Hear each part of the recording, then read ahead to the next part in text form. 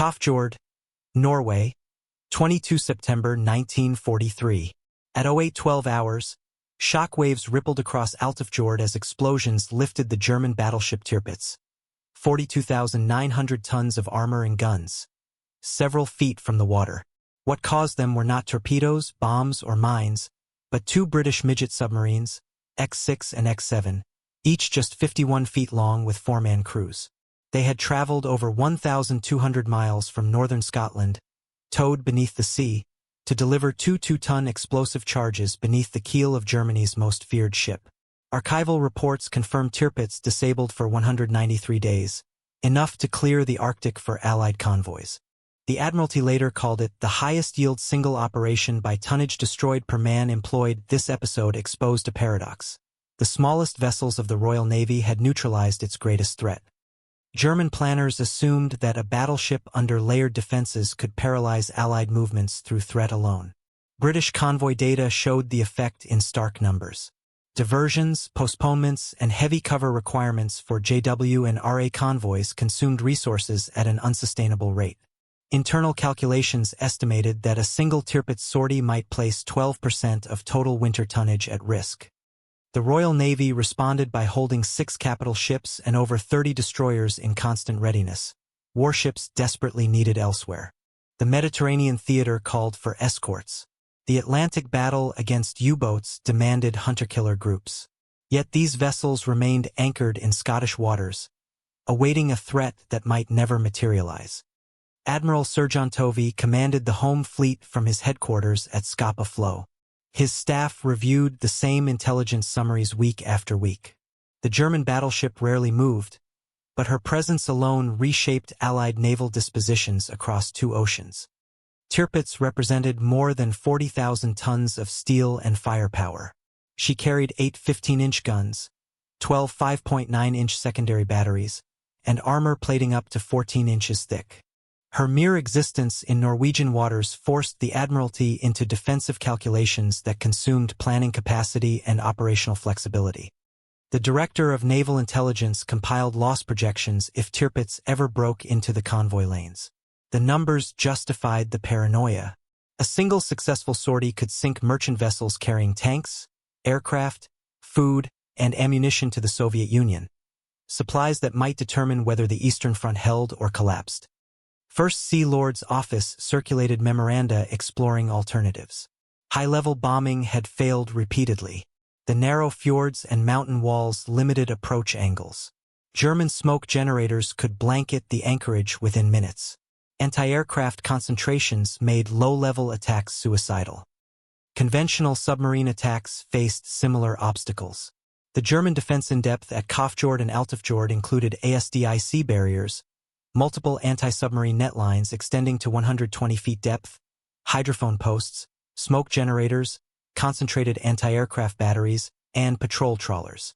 Every approach vector had been studied, anticipated, and fortified. British naval architects examined the problem from first principles. If surface superiority meant nothing and conventional submarines could not penetrate the defenses, perhaps the solution required unconventional thinking. A memorandum dated 7 January 1943 captured the essence of this strategic pivot. Admiral Tovey wrote, "Surface superiority means nothing if paralysis can be induced by miniature means. The standing drain on escorts and capital units forced the Admiralty to examine asymmetric options. Traditional doctrine emphasized tonnage, gun caliber, and armor thickness. The Tirpitz problem demanded precision over mass, stealth over firepower. The home fleet would not try to overpower the defenses. It would try to pass beneath them." Barrow in Furnace, 4 March 1942. Inside Vickers' submarine construction shed, a draftsman traces a hull profile that violates every principle of naval architecture. The beam measures only 5 feet 9 inches, too narrow for conventional habitability, yet wide enough to accommodate the machinery and crew required for the mission. Conventional submarines delivered torpedoes against moving targets. This craft would deliver fixed charges against stationary ones. The expectation held that a tiny acoustic signature could infiltrate where standard boats could not. Early trials at Portsmouth contradicted the optimism. Prototype X3 and X4 established the operational parameters through hard-won experience. Carbon dioxide accumulation overwhelmed scrubber capacity after 6 hours submerged. Trim control proved extraordinarily sensitive. A single man moving forward or aft could throw the boat out of balance. Battery endurance fell short of projections, imposing strict mission limits. The Naval Construction Department engineers compiled specifications that reflected both ambition and reality. Displacement, 27 tons. Length, 51 feet. Twin 30-horsepower electric motors driving a single propeller. Operating depth, 300 feet maximum, though crews rarely tested that limit. 2 detachable side charges, each containing 2 tons of amytal explosive. Internal endurance measured approximately 6 to 8 hours submerged, later extended through improved ventilation systems. The operational concept assumed long-distance towing by standard S-class submarines for strategic transit, followed by crew transfer near the target area. The attack crew would then conduct the final approach independently, place the charges, set time pencils for delayed detonation, and attempt to scuttle or escape before the explosion. Unit cost calculations targeted £40,000 sterling, expensive for such a small vessel, yet insignificant compared to capital ship construction programs running into millions. The project carried the designation X for experimental. Security protocols restricted knowledge to those directly involved. Even within Vickers' workforce, only select personnel understood the craft's intended purpose. Commander George M. Shrimp Simpson received appointment as flotilla commander in spring 1942. A submarine veteran with operational experience in the Mediterranean, Simpson brought practical skepticism to the theoretical designs. He insisted on realistic testing protocols that exposed weaknesses before crews risked their lives. Mechanical systems proved temperamental. Electric motors overheated. Hydraulic systems leaked. Periscope housings admitted seawater under pressure. Each failure generated design modifications and retesting cycles that pushed timelines back. The Admiralty possessed a weapon that worked on paper. Whether it worked in combat remained unknown. Technical documentation filled filing cabinets at the Naval Construction Department. File X4217 contained blueprints, trial reports, and cost projections. The numbers told one story. Combat would tell another. Engineering teams refined scrubber chemistry to extend submerged endurance. They redesigned trim tanks for finer control. They tested explosive charge configurations to maximize underkeel damage. They calculated blast effects, pressure waves, and structural failure modes. Technical limits pointed toward operational doctrine. Long tow phases would conserve battery power. Short, independent runs would minimize detection risk. Precise charge placement mattered more than explosive tonnage. Time detonation allowed crew escape. Scuttling protocols prevented capture and intelligence compromise.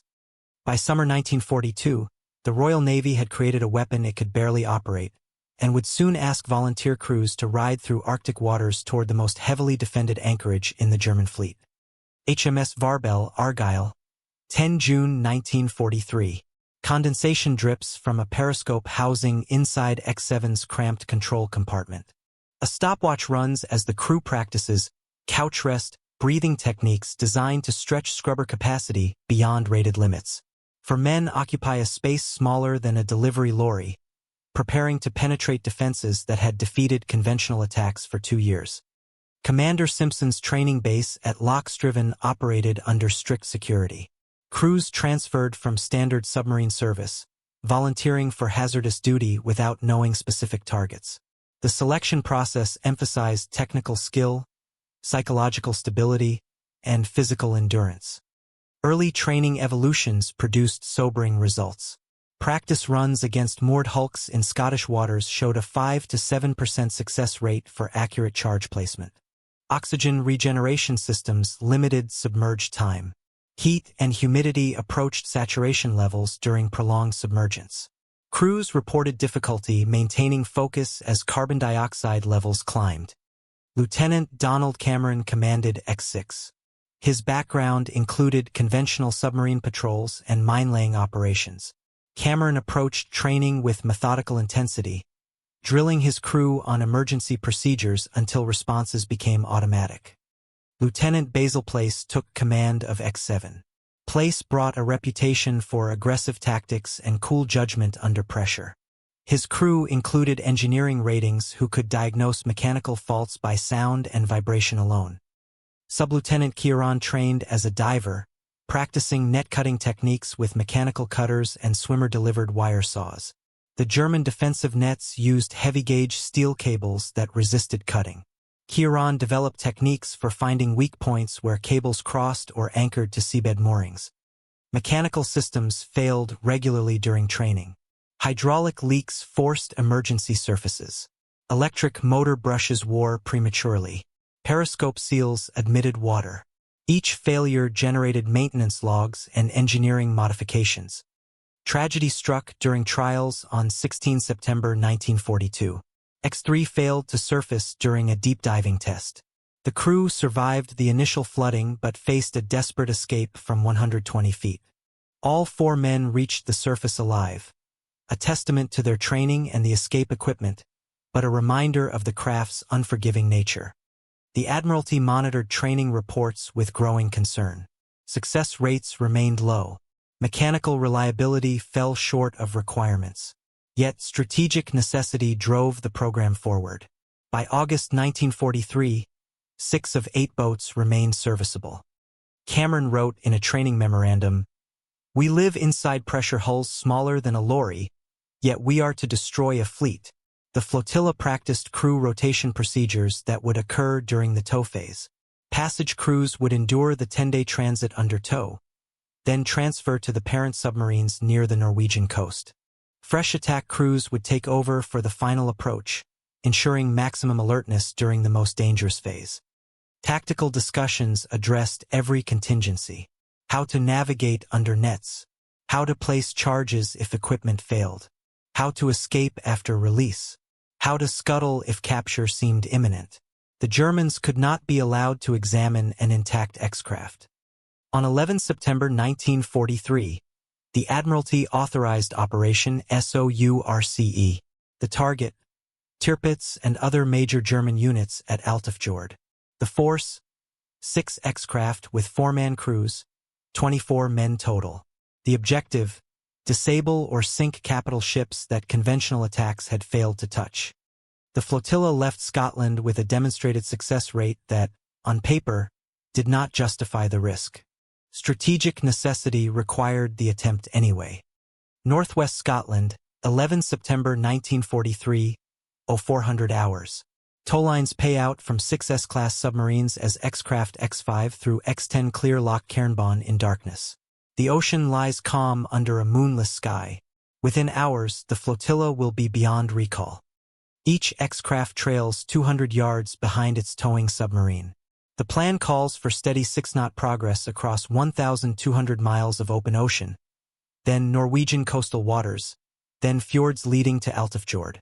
Passage crews will endure the tow in conditions that push human endurance to breaking. Surdus tows X5 toward the battlecruiser Scharnhorst.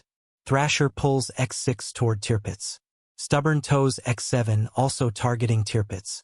Seanymph brings X8 toward the heavy cruiser Lutzow. Trenchant tows X9. Scepter pulls X10. The passage crews face 10 days inside hulls where standing upright is impossible.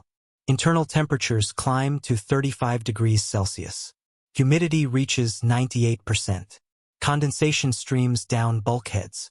The air thickens with the smell of unwashed bodies, battery acid, and diesel oil that seeps through seals. Daily logs record the grinding monotony. Hour after hour passes with nothing to see through periscopes except the stern of the towing submarine and gray water. Meals consist of tinned food eaten cold to conserve power. Sleep comes in fitful intervals on narrow bunks that double as storage for equipment.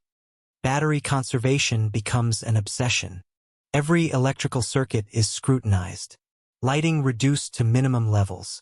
Heating systems remain off despite the cold that penetrates hull plating in northern waters.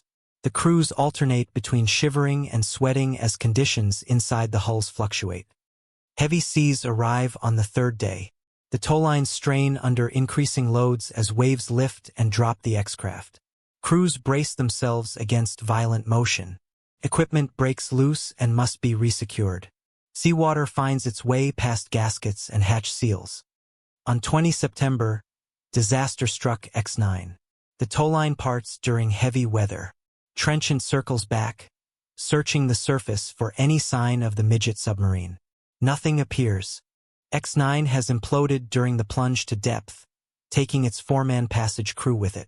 Lieutenant E. Kieran, Sub-Lieutenant A. H. Hart, Engine Room Artificer J. B. Murray, and Stoker H. J. Martin are lost. The remaining 5 craft continue toward Norway. German coastal sonar installations detect nothing unusual. Hydrophone operators log routine traffic. Fishing vessels, patrol craft, the occasional surfacing whale. The signature of an X-craft under tow resembles background noise, metal sounds, water flow, biological activity. Attack crews wait aboard the parent submarines, reviewing intelligence photographs and memorizing approaches. They study German defensive layouts, net configurations, patrol schedules, and boom gate timings. Every detail matters.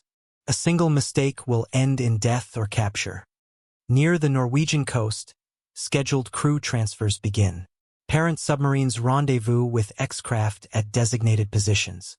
Passage crews, exhausted and barely functional, transfer to the larger boats. Attack crews take their places, fresh and alert for the mission ahead. The mathematics have shifted. 6 boats left Scotland. Only 5 reached Norway. The margin for error has evaporated. Each remaining X-craft must succeed or the entire operation fails. Mission arithmetic narrowed with X9's loss. Fewer boats must penetrate multiple defensive lines to achieve any meaningful result. The Germans maintained layered defenses specifically designed to stop exactly this type of attack. Yet intelligence reports indicated they had never anticipated a threat from such small submarines. German coastal defenses focused on conventional threats: standard submarines, surface raiders, commando landings. The possibility of 27-ton midget submarines penetrating 120 miles of fjords to reach the anchorage had not entered defensive planning. This gap between German expectations and British capabilities represented the operation's only significant advantage. Altifjord, Norway, 20 September 1943, 01:45 hours. Oberstfreiter Hans Schmidt sits at a hydrophone station monitoring underwater sounds through headphones. He notes faint metallic hammering, irregular, brief, distant. The log entry classifies it as probable ice movement or driftwood, and returns to routine monitoring. That dismissed sound represents X7 cutting through the outer defensive net. German naval charts reveal defensive depth that Allied intelligence spent months mapping. 3 anti-submarine net layers, each extending to 120 feet below the surface. 11 armed trawlers patrol designated zones on fixed schedules. 16 hydrophone stations monitor acoustic signatures. Booms block approach channels except during scheduled openings for authorized traffic. The defensive philosophy emphasized layered redundancy.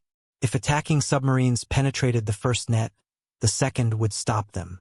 If they somehow passed the second, the third barrier remained.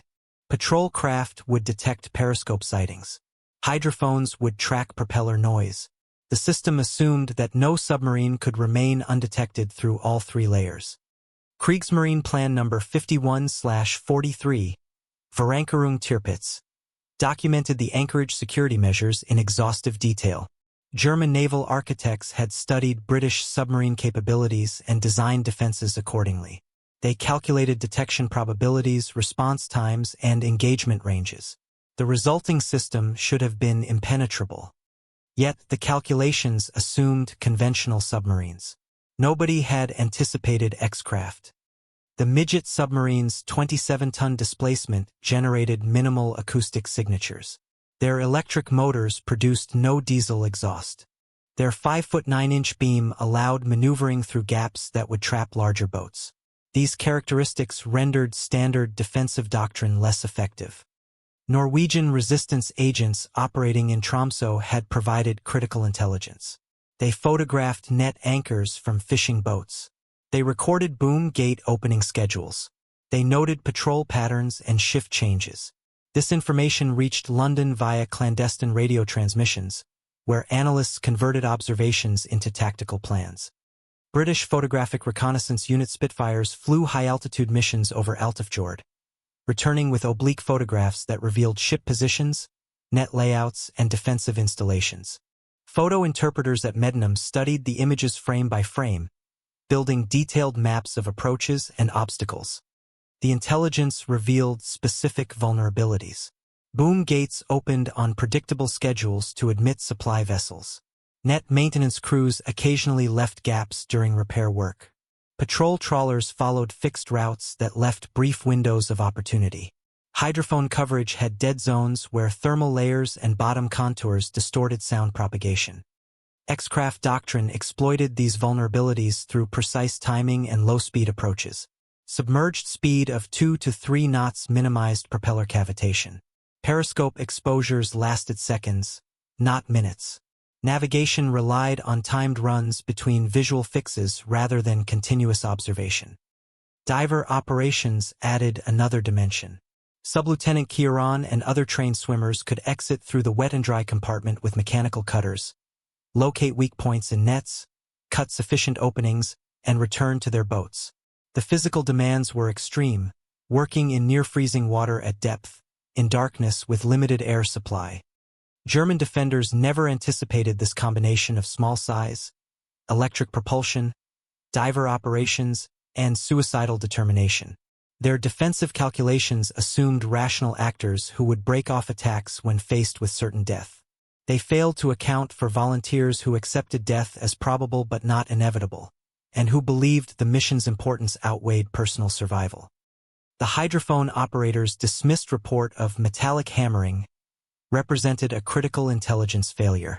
Standard operating procedures did not require investigating every anomalous sound. Ice did make metallic noises. Driftwood scraped against nets. Marine life produced unexpected acoustic signatures. The operator followed training by logging the event and continuing routine monitoring. Hours later, that decision's consequences would become catastrophically apparent. X6 was already through the first barrier, battery power draining with each passing hour. X7 had found the tear left in X6's wake and followed through the gap. Both craft moved toward the inner fjord where Tirpitz lay at anchor, unaware that the smallest threat she would ever face was approaching through the depths. Fjord, 21 September 1943, 2200 hours. Sub-Lieutenant Kieran exits X6's wet and dry compartment wearing a diving suit and carrying mechanical cutters. Water temperature, 4 degrees Celsius. Visibility, less than 3 feet. Mission, cut through the boom net blocking access to the inner anchorage. He locates the net cables by touch, working in absolute darkness to avoid detection. The cutters strain against steel cables designed to stop torpedoes. After 40 minutes of exhausting work, he creates an opening barely wide enough for X6 to squeeze through. He returns to the submarine, hypothermic and exhausted. Lieutenant Donald Cameron orders the approach to continue. X6 inches forward through the gap at minimal speed. Every sound seems magnified. The electric motors hum. Water flowing past the hull. Equipment creaking under pressure. The crew barely breathes, expecting detection at any moment. Dawn approaches on 22 September. At 0740 hours, Cameron raises the periscope for a quick look. The sight that greets him justifies every hardship of the past 10 days. Tirpitz lies 400 yards ahead, silhouetted against the fjord's far shore. 42,900 tons of battleship, the most powerful warship in the Kriegsmarine, unaware of the threat closing from below. Cameron orders a dive to 20 feet and a steady approach. The plan calls for passing beneath the battleship's keel, releasing both side charges, then escaping during the confusion.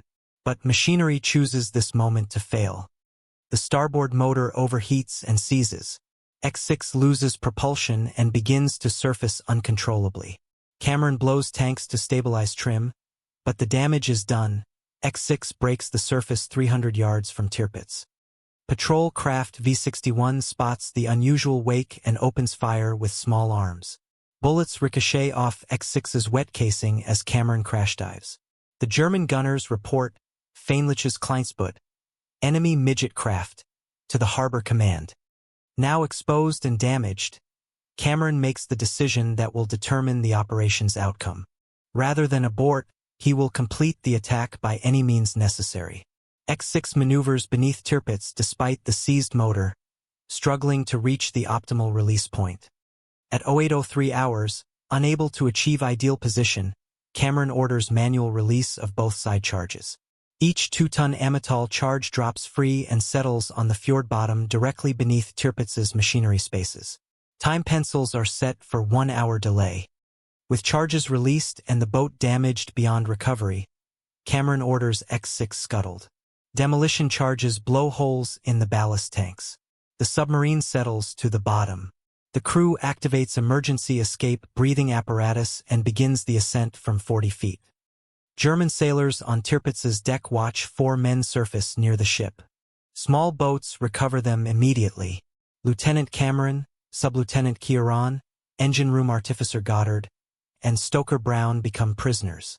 German interrogators demand information about the attack. The British crew gives only name, rank, and serial number. German log entries record feindliches Kleinstboot entdeckt, versenkt, enemy midget craft discovered, sunk.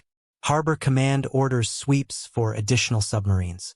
Patrol intensity increases, but the searches focus on approaches and outer defenses. Nobody imagines a second craft has already passed through all barriers and is maneuvering beneath the battleship's stern. The time pencils in X-6's charges tick toward detonation. 4,400 pounds of high explosive rest on the bottom 40 feet below Tirpitz's hull. In 57 minutes, the weapon that German planners believed invulnerable will discover the limits of defensive preparation. Fjord, 22 September 1943, 08:03 hours. Lieutenant Basil Place maneuvers X-7 through the torn nets that X-6's passage created. His crew can hear German patrol craft engines overhead, searching for additional intruders. Place orders silent running, minimum speed, all unnecessary equipment secured, crew motionless. The intelligence photographs showed Tirpitz's exact mooring position. Place uses timed runs and minimal periscope exposures to navigate.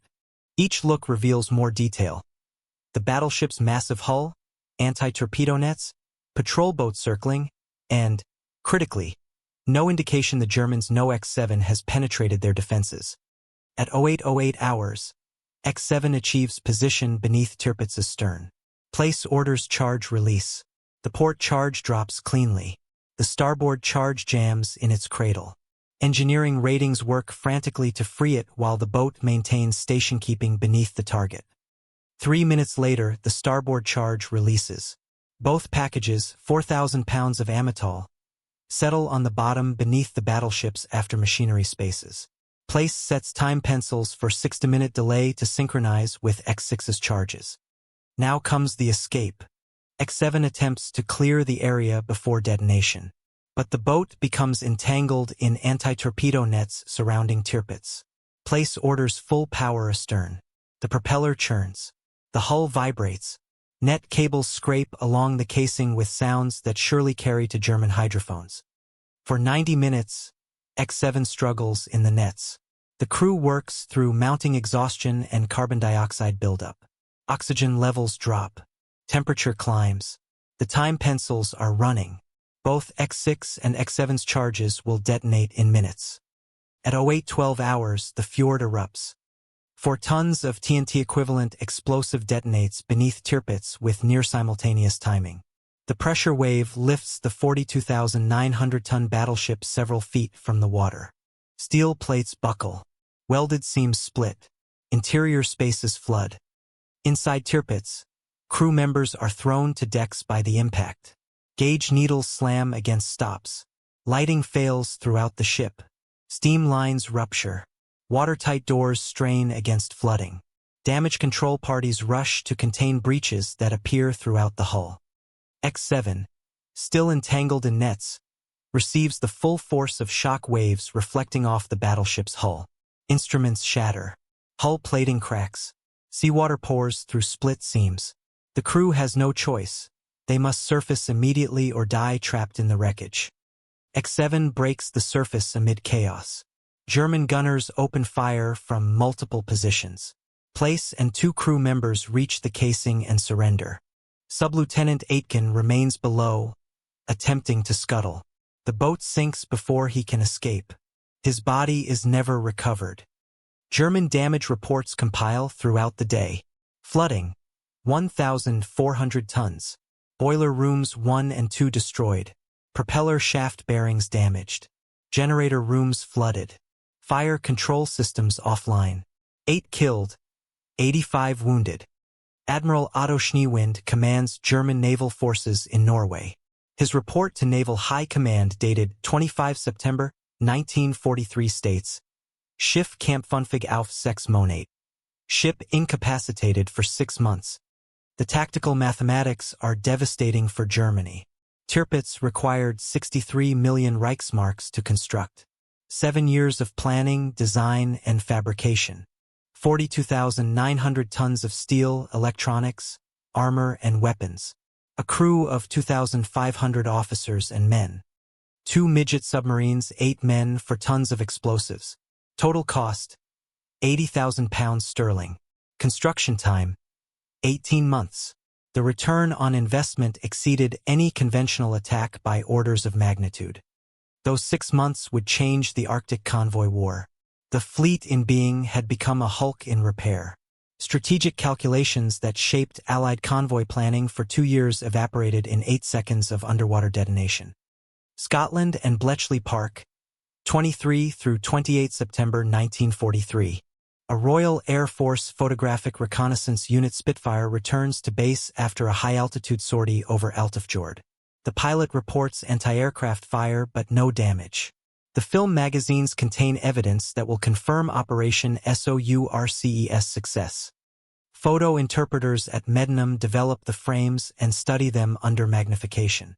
Tirpitz lists 8 degrees to port. Repair cranes surround the hull. Work barges cluster alongside. The oblique angle shows damage above the waterline, clear evidence of internal flooding sufficient to alter trim. Subsequent overflights on 25 and 27 September document progressive changes. More cranes arrive. A floating dry dock moves into position. Work crews swarm over the ship. The photographic evidence indicates major structural repairs will require months. Bletchley Park cryptanalysts working on German naval Enigma intercepts provide corroborating intelligence. The HYDRA key used by German surface forces yields decrypts that quantify the damage.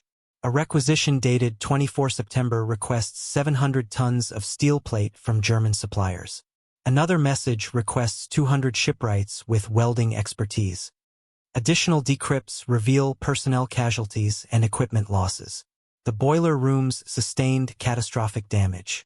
Propulsion systems require complete rebuilding. Electrical generation capacity reduced by 60%. Fire control computers offline.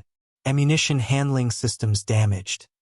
The accumulated intelligence paints a picture of devastating success.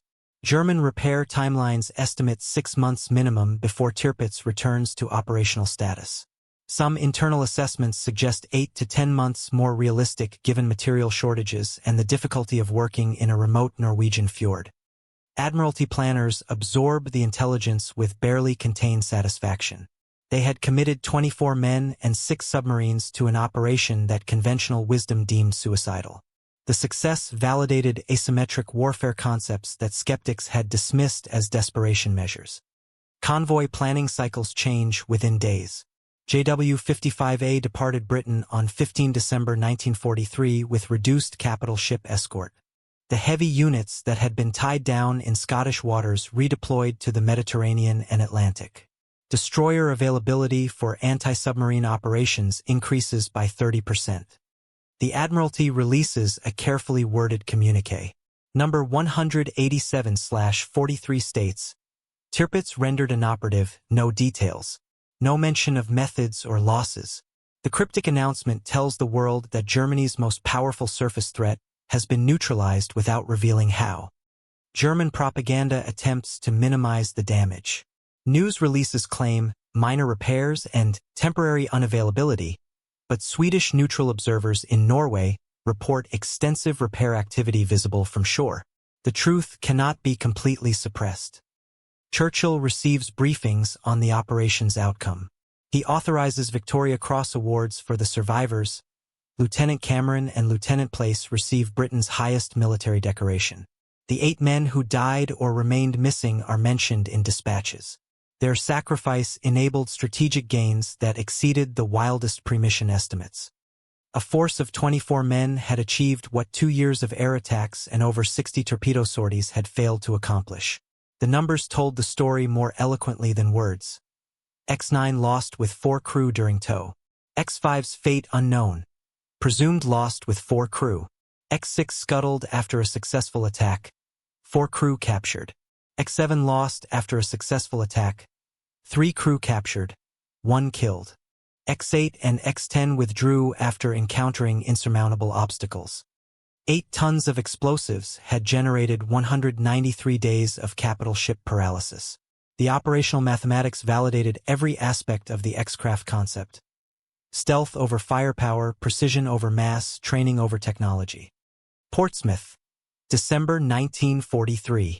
The Admiralty Experimental Department convenes technical debriefs with surviving X-craft crews.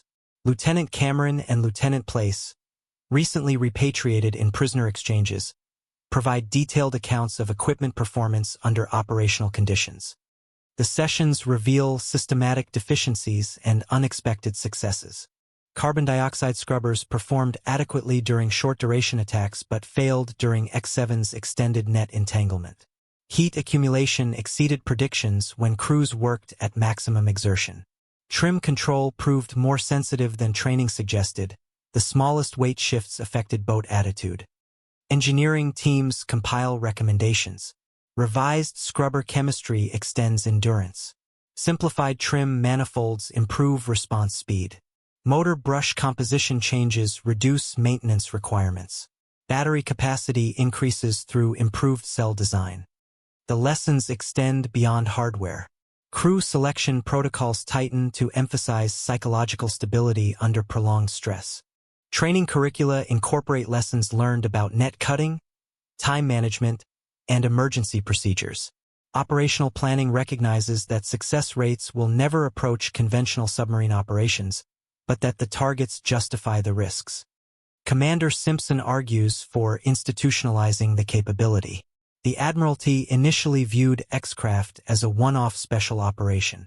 Simpson presses the case that future targets will require similar precision. Defended anchorages, fortified harbors, port facilities beyond conventional attack reach. His advocacy succeeds. The Admiralty authorizes production orders for improved X-20 through X-25 series boats. Modifications incorporate operational feedback, longer endurance, better ventilation, improved diving planes, reinforced hull structure, upgraded electrical systems. Unit cost remains approximately £40,000.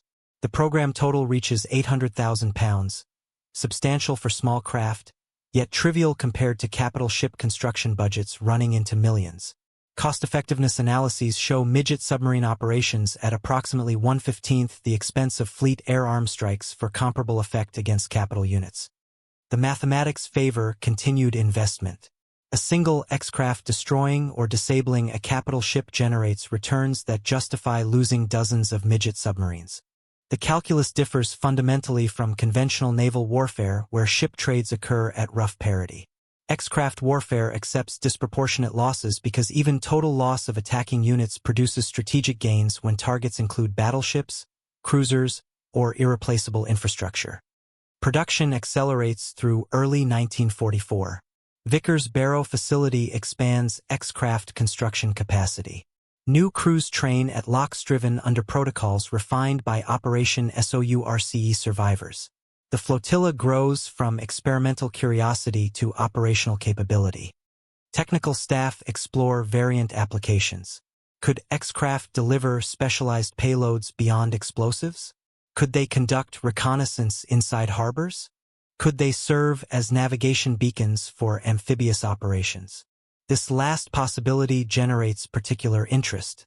Allied planning for the invasion of France requires unprecedented navigational precision. Assault waves must arrive at exact beach sectors under challenging conditions. Darkness, rough seas, strong currents, and enemy fire. Standard navigation methods carry too much uncertainty. X-craft characteristics, small size, precise station keeping, ability to remain submerged for extended periods, make them ideal for beacon duty. The concept takes shape through winter planning sessions. 2 X-craft would position off designated beaches before H-hour, mark exact navigation points using radar reflectors and filtered lights, and guide assault waves onto correct landing zones. The craft built to sink ships would next be tasked to guide the largest amphibious armada in history. Operational orders for Operation Neptune begin, including X-craft assignments. The boats that proved their worth against Tirpitz will prove equally valuable on 6 June 1944. English Channel, 5 through 6 June 1944. X-20 and X-23 lie submerged off Sword and Juno Beach sectors. Inside each cramped hull, crews maintain position against currents that threaten to drag them off station. They have been submerged for 64 hours, a new endurance record that tests both equipment and human limits. The mission requires absolute precision. Each X-craft carries navigation equipment configured for beacon duty, radar reflectors to mark exact positions for approaching ships, filtered Aldous lamps for visual signaling, and radio equipment for emergency communication. The boats must remain undetected by German coastal defenses while visible to Allied vessels. Lieutenant Commander Nigel Wilmot commands X-20 off Sword Beach. His crew rotates between periscope watches and rest periods, conserving oxygen through disciplined breathing. Every movement is calculated to minimize exertion. They eat cold rations to avoid generating heat. They speak in whispers to conserve air. Lieutenant Commander George Honor commands X-23 off Juno Beach. His approach follows identical protocols. Both boats maintain station within 300 yards of planned positions despite tidal currents and surface wind effects that push them constantly eastward. German coastal defenses remain unaware of their presence. Hydrophone stations detect only ambient noise. Radar operators track surface vessels but miss the tiny signatures of submerged midgets. Visual lookouts scan for surface craft and low-flying aircraft but never think to look for periscopes appearing for seconds at intervals. H-hour approaches 0630 hours. Both X-craft raise radar reflectors and activate filtered lamps. The signals tell incoming assault waves. This is your beach sector. Adjust course to maintain proper alignment. Prepare for landing sequence. Eastern Task Force and Canadian assault groups detect the beacons and adjust navigation accordingly. Course corrections occur smoothly. Assault waves converge on proper beaches with minimal straggling. The precision reduces congestion during critical first-wave landings when every minute matters and confusion invites casualties. Post-invasion analysis credits X-craft navigation beacons with reducing approach time by an estimated 15 to 20 minutes versus unguided navigation. That time difference prevented landing craft from arriving in staggered groups that would have created target-rich environments for German coastal artillery. The same discipline in stealth approach that enabled Tirpitz attack now translated into large-scale amphibious precision. X-craft had proven their worth against the enemy's most powerful warship. Now they proved equally valuable supporting the Allies' most powerful offensive. The operational versatility validated the concept. Small specialized platforms with highly trained crews could accomplish missions impossible for conventional forces. The institutional knowledge developed through training, operations, and hard-won experience created capabilities that transcended specific tactical scenarios. 64 hours submerged established new benchmarks. The crews demonstrated that human endurance could exceed engineering predictions when mission importance provided motivation. Oxygen scrubbers performed beyond rated capacity. Battery conservation protocols stretched electrical reserves. Psychological preparation enabled crews to function effectively despite claustrophobic conditions and mounting stress. The success expanded the X-craft operational concept. If the boats could mark invasion beaches, they could conduct other precision navigation tasks. Mine-laying in defended waters, reconnaissance inside harbors, delivery of specialized payloads, and infiltration of agents into denied territory. Each mission generated lessons that fed back into training and equipment development. The institutional learning curve climbed steeply. Crews developed techniques that manuals couldn't teach. Engineers modified systems based on operator feedback. Planners designed missions exploiting proven capabilities. By summer 1944, the Royal Navy possessed a mature midget submarine capability that combined technical sophistication with operational experience. The question became, where would they deploy next? Singapore, 31 July 1945. XE-3, an improved X-craft variant designed for tropical operations, aligns beneath the Japanese heavy cruiser Takao. Lieutenant Ian Fraser commands the boat. Leading seaman James McGuinness serves as diver. Their target: place limpet mines beneath a ship that German technology shares with their Pacific allies. Takao represents 8,500 tons of cruiser displaced. 8-inch main battery, 12 5-inch secondary guns. Speed, 34 knots. The ship had survived multiple actions but now sits moored in Johor Strait, damaged by earlier submarine attack and awaiting repairs that Japanese resources cannot provide. British Pacific Fleet planners studied Operation SOURCE after-action reports and concluded that XE craft could replicate the success against targets in Southeast Asia. The tactical situation differed: tropical waters instead of Arctic fjords, different defensive patterns, unfamiliar approaches, but core principles remained valid. XE-3 follows doctrine developed at Altafjord. Long tow phase conserves battery power. Final approach conducted submerged at minimal speed. Diver operations place charges against the hull rather than dropping them beneath the keel.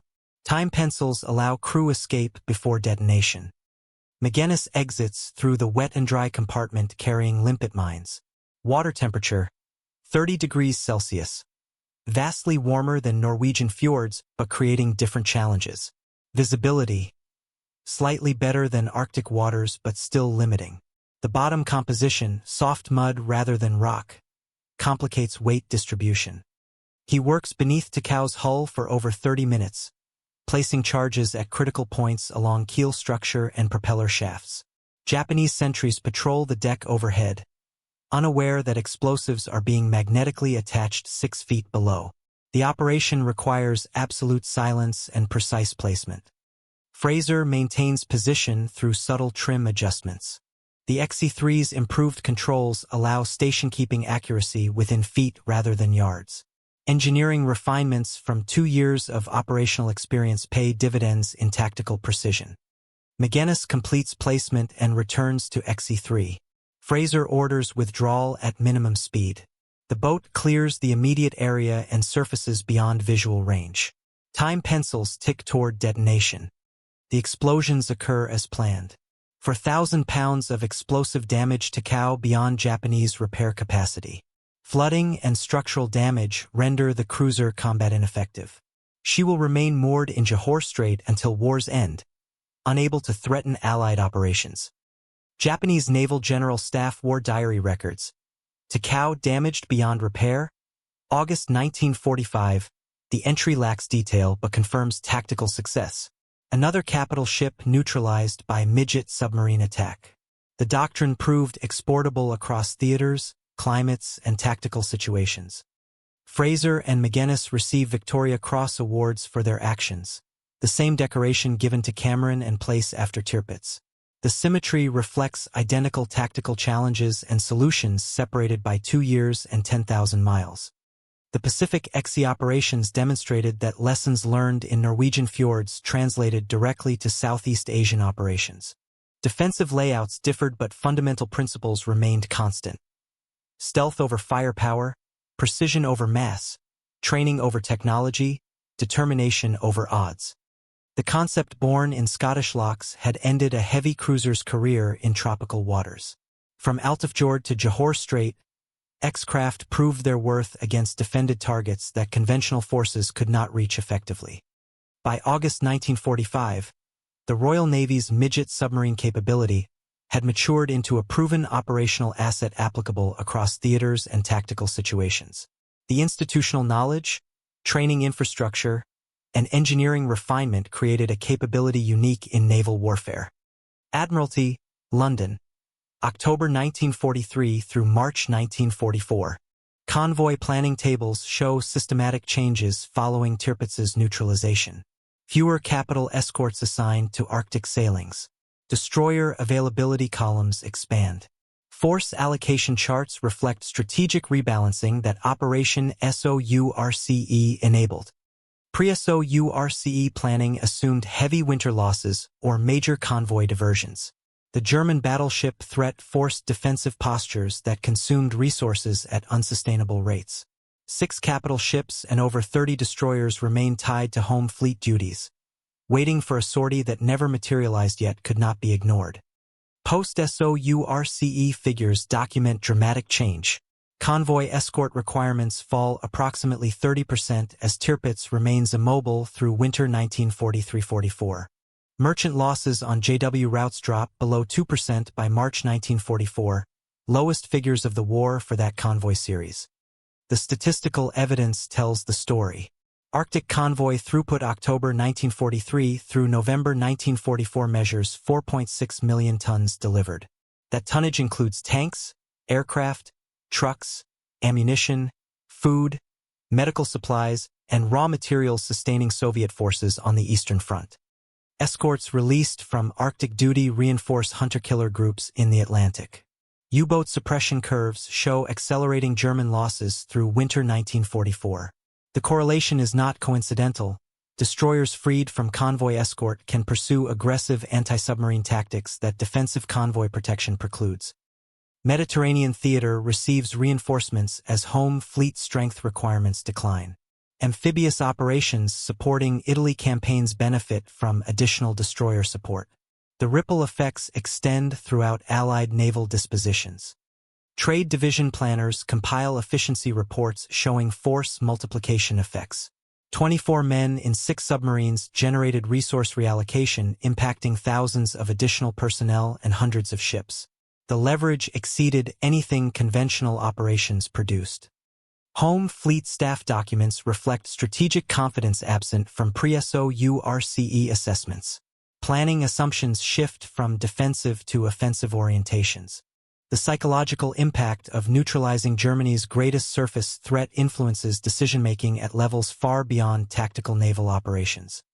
When Tirpitz finally dies under RAF Tallboy bombs in November 1944, she has been combat ineffective for 14 months. The Barnes-Wallis-designed bombs complete what X-Craft started, but the strategic clock began ticking in September 1943. The attrition model proves instructive. Tirpitz required 63 million Reichsmarks to build. Repairs after SOURCE cost millions more in scarce German resources. Manning requirements drained trained personnel from other units. The economic burden of maintaining a crippled battleship exceeded the tactical benefit of her existence. Germany could not afford to abandon Tirpitz. National prestige and propaganda value demanded repairs. Yet they equally could not afford the resources required for those repairs while fighting a multi-front war. X-Craft had created a strategic dilemma with no good solutions. Allied planners recognized the model's broader implications. Asymmetric attacks against high-value targets generated disproportionate returns. Small specialized forces achieving precision effects created leverage that mass conventional forces could not match. The lessons informed subsequent special operations across theaters and services. Gosport Naval Museum, 1946 onward. The preserved hull of X-24 sits under museum lighting, its cramped interior visible through opened hatches. Visitors peer inside the compartment where men lived for days, and marvel that such a small vessel could achieve such enormous results. A Royal Navy Technical Review Committee report lies open in the museum's research library. The 1946 assessment states, Midget submarines yielded the highest operational return per ton of material expended. The dry language barely conveys the revolutionary implications. Pre-war naval doctrine equated power with tonnage and gun caliber. Battleships measured 40,000 tons. Cruisers carried 8-inch main batteries. Destroyers displaced 2,000 tons. Submarines ran 1,000 tons submerged. Naval architecture emphasized size, speed, and firepower. X-craft inverted that calculus. 27 tons displacement. 5-foot 9-inch beam. 4-man crew. 2 tons of explosives. Yet these specifications produced strategic effects that capital ships costing 1,000 times more could not achieve. Post-war assessment emphasized precision, specialized training, and small signature delivery systems. The shift from mass to precision formed a through line from wartime midget craft to Cold War special operations at sea. Concepts that seemed desperate improvisation in 1943 became doctrinal foundations by 1950. Early swimmer delivery vehicle designs borrowed from X-craft ergonomics, diver interfaces, and charge delivery protocols. Procurement studies cited the wartime record as proof of concept. Military planners worldwide studied Operation SOURCE as a case study in asymmetric warfare. The lessons transcended naval applications. Special operations forces across services adopted principles demonstrated by X-craft crews. Extensive specialized training, acceptance of high-risk missions, precise objective focus, and willingness to accept casualties when strategic gains justified them. Institutional memory preserved through survivors' accounts ensured that tactical lessons survived the transition from wartime improvisation to peacetime doctrine. Cameron and Place lectured at staff colleges. Engineering officers wrote technical papers. Training establishments incorporated case studies into curricula. The preserved X-craft hulls became pilgrimage sites for naval personnel studying special operations history. The cramped interiors communicated physical reality that words could not convey. Standing inside X-24's control compartment, visitors understood the claustrophobia, the impossible endurance requirements, and the courage required to volunteer for such duty. Cold War planners recognized that future conflicts might require similar precision strikes against defended targets. Nuclear weapons changed strategic calculations, but tactical requirements for covert penetration of denied areas remained constant. Midget submarine concepts evolved into new platforms adapted to contemporary threats. The final accounting tallies 6 craft, 24 men, 8 tons of explosives, 193 days of capital ship paralysis. A naval problem solved by cubic feet of ingenuity rather than thousands of tons of steel. The conclusion resists dramatization. Numbers speak clearly.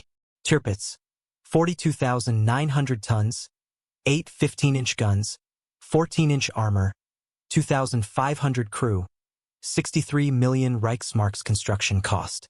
X6 and X7 combined, 54 tons, 8 men, 4 tons explosive, 80,000 pounds construction cost. Size no longer defined power. Precision did. If you value documentary history drawn from verified naval records, consider supporting the channel.